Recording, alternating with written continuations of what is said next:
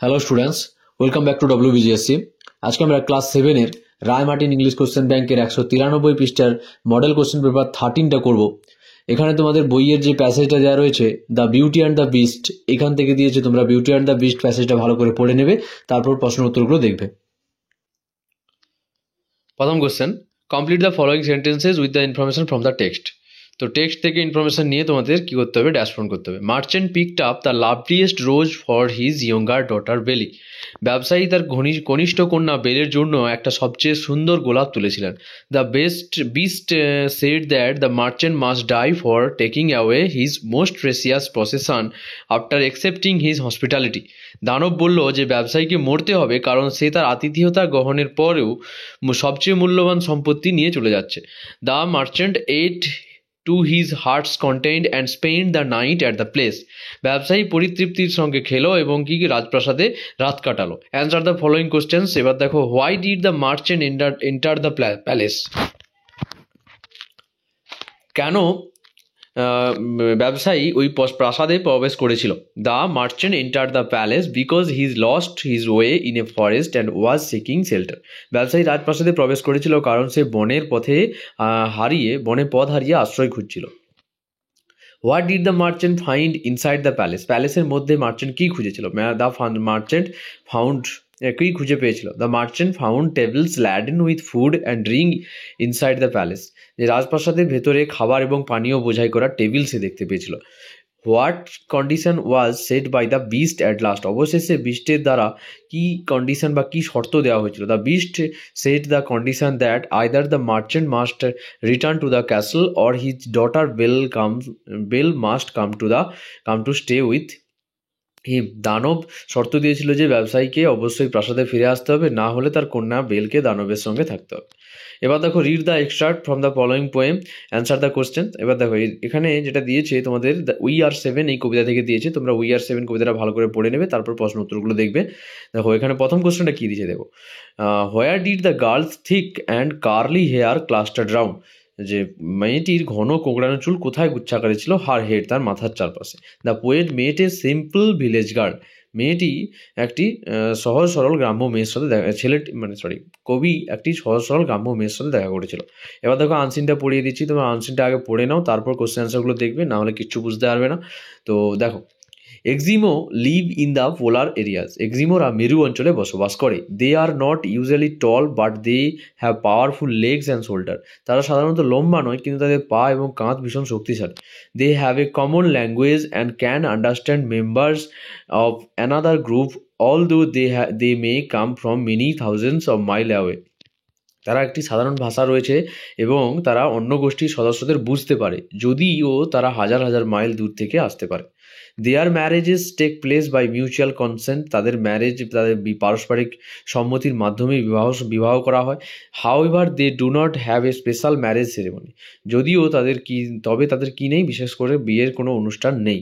এক্সিমো live by hunting and fishing. এক্সিমোরা শিকার করা এবং মাছ ধরার মাধ্যমে জীবন ধারণ করে। দ্য এক্সিমো snow house which is called igloo is very well known. এক্সিমোদের তুষার ঘর, যাকে ইগলু বলা হয়, খুবই পরিচিত তা। বাট ইন ফ্যাক্ট এক্সিমো usually live in houses made of wood and draft. তবে এক্সিমোরা সাধারণত কাঠ এবং ঘাস মাটি দিয়ে তৈরি বাড়িতে বসবাস করে। এখানে আমরা নতুন একটা ওয়ার্ড জানলাম, ইগলু। ইগলু তোমরা আগে পড়েছো নিশ্চয়ই। তো বরফের তৈরি ঘরকে ইগলু বলা হয়। When they are not hunting and working, যখন তারা শিকার করে না এবং কাজ করে না, শিকার অথবা কাজ করে না, এক্সিমো লাইক টু ক্রেভ, তখন কি করে এক্সিমোরা খোদাই করতে পছন্দ করে। They use ivory and wood, তারা কি করে, ইভরি মানে হচ্ছে দাঁত এবং কাঠ ব্যবহার করে। And they often make very beautiful objects, এবং তারা প্রায়ই খুব সুন্দর বস্তু তৈরি করে। এবার দেখো ট্রু ফলস স্টেটমেন্ট। এখান থেকে যে কোশ্চেন প্রথমে তোমাদের দিয়েছে, ট্রু ফলস করতে দিয়েছে। তো ট্রু ফলস দেখো প্রথমে, দ্য এক্সিমো নোজ মাল্টিপুল ল্যাঙ্গুয়েজ। এক্সিমোরা কি অনেক ভাষা জানে। এটা তোমাদের ট্রু হবে না ফলস হবে? দেখো এটা ফলস হবে, কারণ এখানে কি তারা সাধারণত নিজেদের ভাষা বা তারা একটা সাধারণ ভাষা ব্যবহার করতো। The houses of the Eskimos are called igloo. Igloo মানে এক্সিমোস যে বাড়িগুলো সেগুলোকে ইগলু বলা হয়, এটা ফলস হবে। ইগলু তারা ব্যবহার করে ঠিকই, তারা কিন্তু তা সত্ত্বেও তারা কি কাঠ ও ঘাস মাটির ঘরে বসবাস করতো, তার জন্য এখানে এফ। এবার দেখো অ্যান্সার দ্য ফলোয়িং কোয়েশ্চেন্স কী বলেছে। হাউ ডু দ্য এক্সিমো লুক লাইক। এক্সিমোরা দেখতে কেমন? The Eskimos are not usually tall but they have powerful legs and shoulder. এক্সিমোরা সাধারণত লম্বা নয় কিন্তু তবে তারা পা এবং কান শক্তিশালী। How do Eskimos earn their living. The Eskimos earn their living by hunting and fishing. এক্সিমোরা শিকার এবং মাছ ধরার মাধ্যমে জীবিকা নির্বাহ করে। তারপরে দেখো what activities do এক্সিমো perform during there spare time. During there spare time the এক্সিমো like to crave beautiful object using every and would. অবসর সময় এক্সিমোরা হাতির দাঁত ও কাঠ ব্যবহার করে সুন্দর সুন্দর বস্তু খোদাই করতে ভালোবাসে। ডু অ্যাজ ডিরেক্টে কী বলেছে দেখো, এবার grammar vocabulary. Feel in the blanks with correct form of verb noun given in the bracket. তো ব্র্যাকেটে যে নাউনটা আছে সেটা ঠিকঠাকভাবে ব্যবহার করতে হবে। দ্য চকলেটস হবে এখানে দিজ যেহেতু আছে এখানে চকলেটস কথাটা ইউজ করতে হবে, the these chocolates are mine. তারপরে দেখো rewrite the sentence using adverb given in the brackets in the appropriate place. এখানে অ্যাডভার্বটা হচ্ছে তোমার almost.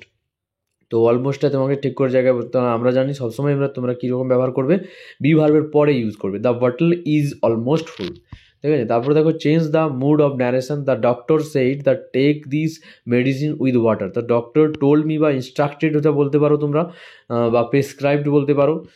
Doctor told me to take that medicine with water, ঠিক আছে, তোমরা এখানে ইনস্ট্রাক্টেড করতে পারো। তারপর দেখো change the voice. The truth has been spoken by us. তো এটা প্যাসিভ আছে, অ্যাক্টিভ করতে হবে, we have spoken the truth. তারপরে কি বলেছে underline the nominal compound. Keep the book on the book shelf. তো এখানে বুক সেলফটা হবে নমিনাল কম্পাউন্ড। তারপরে দেখো fill in the blanks with a suitable modal.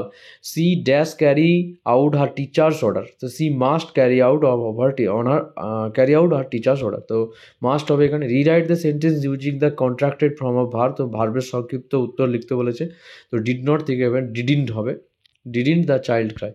তারপর কমপ্লিট দ্য উইথ সিমিলি। তার সিমিলি কার মতো এখানে উল্লেখ করতে বলেছে, অ্যাজ কালারফুল অ্যাজ রেনবোর মতন কালারফুল, ঠিক আছে। তারপরে দেখো এখানে আনসিন প্যাসেজ থেকে মিনিং খুঁজতে দিয়েছে।